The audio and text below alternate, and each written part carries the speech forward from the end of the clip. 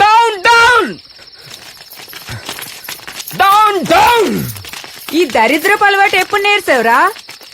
ఆ ప్రవీణ్ కుమార్ చెప్పిన మాటలు వినటానికి గుండె ధైర్యం కావాలి కదా, అందుకే ధైర్యం కోసం అని. నీకు లేని అలవాటు చేసుకునే అంతగా ఏం మాట్లాడాడు ఆయన? ఇంకేం మాట్లాడరా, ఇంకేం మాట్లాడాలి? ఒళ్ళు కొవ్వెక్కి ఉన్న ఉద్యోగాన్ని పెద్ద బతుకుని వదిలేసి ప్రజల కోసం వచ్చేసాడు చూడు. అసలు ఈ నిజంగానే పెద్ద పెద్ద చదువులు చదివాడని అనుమానం వస్తుందిరా. ఎందుకంటే మనలాంటి ఎదవలు బతుకులు మార్చుకునే ఆలోచన కూడా లేని దరిద్రులు మన కుటుంబ బతుకుల్ని తాకట్టు పెట్టి బాంచెందారా అని చెప్పులు నాకి డబ్బులు తీసుకుని ఓట్లేస్తారని తెలియక కొడతాడు.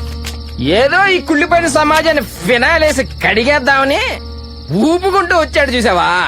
అది అది తలుచుకుంటేనే చిరాకేసి తాగి తాగి తాగి సావాలనిపిస్తుంది. బాబాయ్ మనల్ని తిడుతున్నాడా లేక ప్రవీణ్ తిడుతున్నాడా? నేను అదే ఆలోచిస్తున్నాను, నాకేం అర్థం కావట్లేదు. ఆడి గురించి నువ్వు తాగుడేంటి, తాగు మాకు ఈ పంచాయతీ ఏంటి?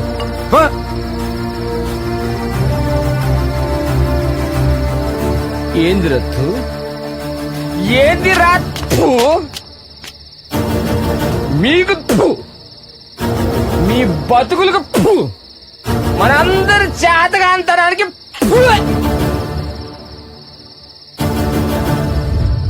నా చెల్లెల్ని బతికించుకోవాలన్న తాపత్రయంతో మా నాన్న చనిపోయాడు రా. ఆ కోపంతో దేవుణ్ణి నా అమ్మనా బూతులు ఇట్టుకున్నా గాని నాకు సాయం చేస్తానని నా చెల్లెలి ప్రాణాన్ని మా నాన్న శవాన్ని కొన్న రాజకీయ నాయకుడిని ఒక్క మాట కూడా అన్న చెవుడు దద్దమనరు నేను. కానీ ఇప్పుడు చెప్తున్నా నా కొడకల్లారా, ఈ బానిసత్వం అణిచివేత పేదవాళ్ళని పురుగులా చూసేవాళ్ళు నడ్డి విరగొట్టడానికి ఒకడొచ్చాడ్రా, పోరాడుతున్నాడ్రా. ఆ పోరాటానికి నా వంతుగా నేను వెళ్తున్నాను. పేదవాళ్ల కోసం ఇప్పటికే ఎన్నో చేశాడు. ఇంకా ఏదో చేయాలని వచ్చిన ఆ ఒక్కడిని గుండెల్లో పెట్టుకుని కాపాడుకొని గెలిపించుకుని ఒక గొప్ప ప్రయత్నానికి నేను బయలుదేరుతున్నాను. నా ఒక్కడి ఓటు వల్ల ఆయన గెలవకపోవచ్చు, ఇలానే చాలా మంది అనుకుంటా ఉంటారు.